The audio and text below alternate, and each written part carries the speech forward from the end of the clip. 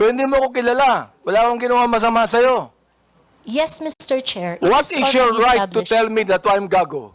Because I am a citizen of What the is Philippines. your right to tell me I'm gago? That is part of my freedom of speech, Mr. Oh, Chair. is that right? Yes, Mr. Chair. So your freedom of speech is to tell a person that he is gago? Freedom of speech ba yan? My freedom of speech, part of my freedom Ang of galing speech is mo. to react Ang on the galing mo. action of Ito a pa, public official. sinabi mo ha, in another post, ito sirahin mo. Pero alam mo, kaya tayo nag-meeting dito, para mini-mention ko ito, no? Pero sa totoo lang, hindi ko pinansin yan, matagal na yan eh. Di ba? Hindi ko pinansin yan. Ito ha, ang sabi mo, you know, Kong Benny Abante, I can find all of this. Isasampal ko ito sa pagmumukha mo. Is that still freedom of speech? Mr. Chair, I am not very familiar. Yes on or that no, post. Mr. Chair? Is that still, you think, freedom of speech? When you said, isasampal ko ito sa pagmumukha mo. Mr. Is Chair, that freedom of speech?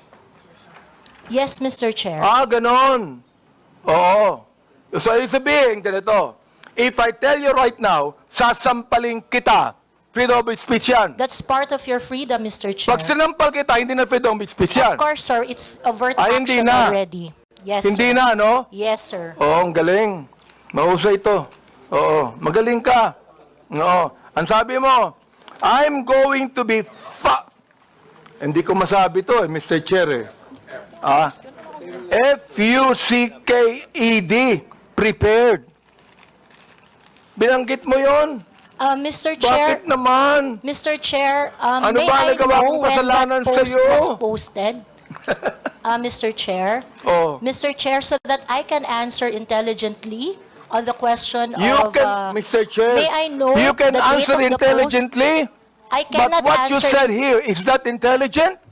Let me ask you, Mr. Chair.